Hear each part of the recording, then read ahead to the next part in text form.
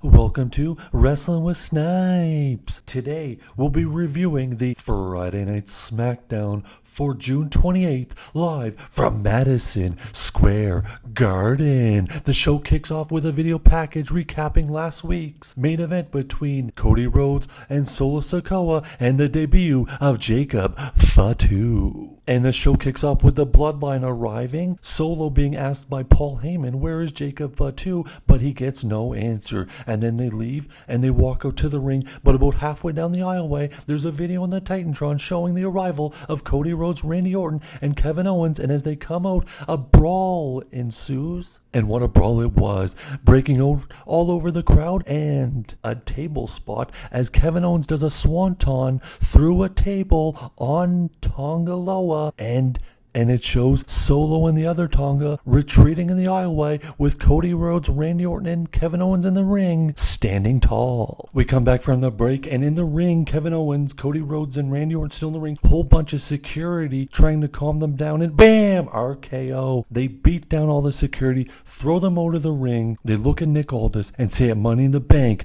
they will destroy the Bloodline.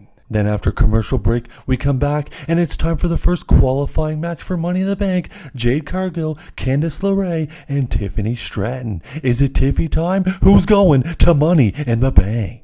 The triple threat kicks off with Candice and Tiffany double teaming Jade, but Jade coming back and dominating both of them. Out of nowhere, out comes Nia Jax, but before she can get to ringside, the EST, Bianca Belair, shows up as they go face to face, and we go to commercial break. After the break, we get some more action in the triple threat, and then Nia Jax and Bianca Belair go face to face with Jade standing behind the referee, and out of nowhere, Indy Hartwell pushes Jade Cargill into the ring post, locking her down, and then we go back into the ring, and Tiffany Stratton hits the prettiest moonsault ever. 1, 2, 3, it's Tiffy time, and Tiffany Stratton is going to Money in the Bank. We then go to the back and see Nick Aldis ushering Randy Orton, Kevin Owens, and Cody Rhodes out in an SUV, and they take off, so they have left for the evening, but really, will they return? We also get a backstage where we see the women's champion Bayley with Naomi talking about her qualifying match later tonight. Then they are interrupted by Blair Davenport, who says tonight she will win her triple threat, beat Naomi, head to Money in the Bank, take the briefcase, and cash in on Bayley.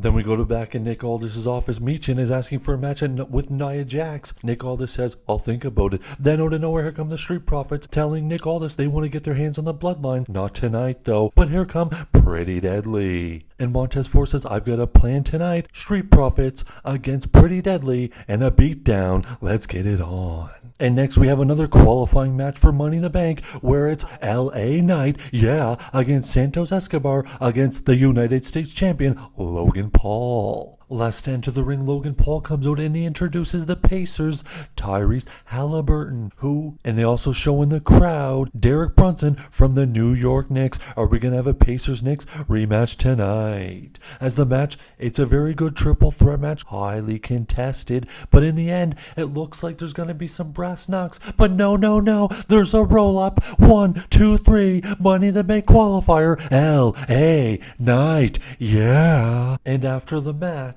it looks like it's going to be 2-on-1 as Halliburton and Logan Paul are staring down at LA Knight, but out of nowhere, Jalen Brunson comes in with a steel chair, and the heels back away. Then we go to the back and we see Apollo Crews and Baron Corbin talking about Money in the Bank. They're very happy Escobar's not in it, and then in comes Carmelo Hayes, who is in it, who tells them both, I'm be Money in the Bank. Then we get a video package in memory of Sika Anoa'i, father of the tribal chief Roman Reigns. Teary eyes in the arena. Then our next qualifying match for the women's Money in the Bank as Naomi, Blair Davenport, and Indy Hartwell collide. Who's going to Toronto? This triple threat goes back and forth with lots of near falls, spills out into the ring. Indy Hartwell looks like she's in control, and out comes Jade Cargill. Jade Cargill smashes Indy Hartwell into the ring post, then throws Indy Hartwell into the ring to Naomi. Don't know where the disqualification is, because that is a disqualification. They didn't mention it was no DQ, but I guess all triple threats are no DQ, someone was saying. I think it was James E. Cornette. And Naomi hits the finisher, pins Indy Hartwell, and Naomi is going to Money in the Bank. Then we come back from commercial break, and DIY is speaking with Austin Theory, saying how a slimy tag team partner, Grayson Waller, is only being friends with him to hold the tag team champions. Then out of nowhere, Waller attacks both members of DIY, leaving them laying. Then we head to the ring, and out come the members of the Bloodline for the Bloodline ceremony to close out SmackDown and NYC. And Solo takes the mic from Paul Heyman and says, introducing the Samoan werewolf, Jacob Fatu. Then Solo has both Tongas and Jacob Fatu acknowledge him. Then he goes over to the wise man, Paul Heyman.